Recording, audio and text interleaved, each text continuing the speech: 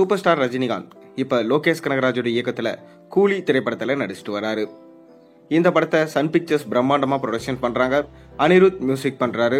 மேலும் லோகேஷ் கனகராஜ் அவர்கள் தான் இந்த படத்தை எடுத்துட்டு வராரு. சூப்பர் ஸ்டார் ரஜினிகாந்தோட சேர்ந்து இந்த படத்துல ஷௌபின் ஷாக்கர், உபேந்திரா, நாகார்ஜுனா, சத்யராஜ் மற்றும் ஸ்ருதிஹாசன் போன்றோர் முக்கியமான வேடத்துல நடிச்சிட்டு வராங்க. அதைத் தொடர்ந்து சூப்பர் ஸ்டார் ரஜினிகாந்த் இந்த படத்துல தேவா என்ற கேரக்டர்ல நடிக்கிறாரு. கிட்டத்தட்ட 32 வருடம் கழிச்சு தேவா கதாபாத்திரத்தில் நடிக்கிறாரு. கடைசியா பாத்தீங்கன்னா நம்ம சூப்பர் ஸ்டார் ரஜினிகாந்த் மணிரத்னம் படத்துல, அதாவது தளபதி படத்துல தேவா என்ற கதாபாத்திரத்தில் நடிச்சிருந்தாரு. அந்த படம் அப்ப மிக பெரும் வெற்றி அடைஞ்ச படம். அதே கேரக்டர் நேம இப்ப மறுபடியும் கொண்டு வந்திருக்காங்க இந்த கூலி படத்துக்காக.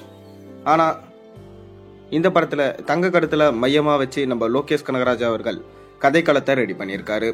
மேலும் சூப்பர் ஸ்டார் ரஜினிகாந்த் அவர்கள் இந்த படத்துல வில்லனிசம் கலந்த ஒரு மேனரோட தான் இருப்பாராம். அதை தொடர்ந்து சூப்பர் ஸ்டார் ரஜினிகாந்தோடைய நடிப்புல அடுத்து உருவாக போற படம் ஜெயிலர் 2 என்று சொல்லப்பட்டு வருது. அதற்கான வேலைகளும் இப்ப ஸ்டார்ட் பண்ணிட்டாங்களாம்.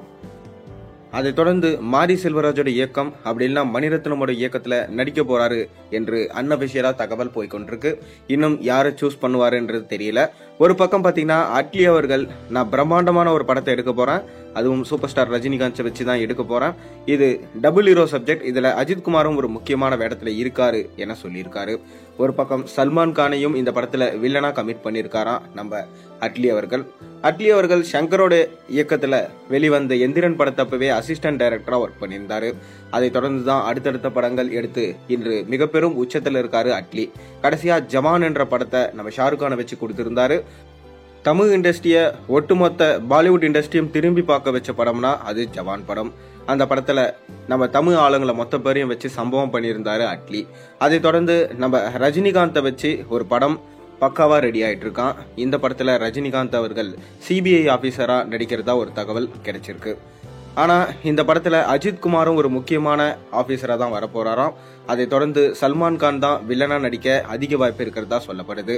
மேலும் இந்த படம் இந்தியில பேஸ் பண்ணி தான் எடுக்கப்படுதான், அதாவது தமிழை பேஸ் பண்ணி எடுக்கல, மும்பைய பேஸா வச்சுதான் இந்த படம் எடுக்க போறாங்களாம். இந்த படத்துல முக்கியமான அரசியலை, அதாவது சிபிஐக்குள்ள நடக்கிற சில விஷயங்களை தான் இந்த படத்துல பேச போறாராம். சிபிஐ ஆபீசர்ஸ் எந்த அளவுக்கு கஷ்டப்படுறாங்க, அவங்களுக்கு எந்த அளவுக்கு பிரச்சனைகள் வருது, அதை பேஸ் பண்ணி தான் இந்த படம் இருக்கும் என்று சொல்லப்படுது. பொறுத்திருந்து பார்ப்போம். மேலும் அஜித் குமாரோடைய விடாமுயற்சி படத்துடைய டீசர் நேற்று தான் வெளியாகி இருந்துச்சு. இந்த விடாமுயற்சி டீசர் பார்க்க ரொம்பவே ஹாலிவுட் தரத்துக்கு இருக்கு. இதனால கண்டிப்பா பாத்தீங்கன்னா நம்ம ரஜினியோட சேர்ந்து இந்த படத்துல அஜித் குமார் நடிப்பாரு.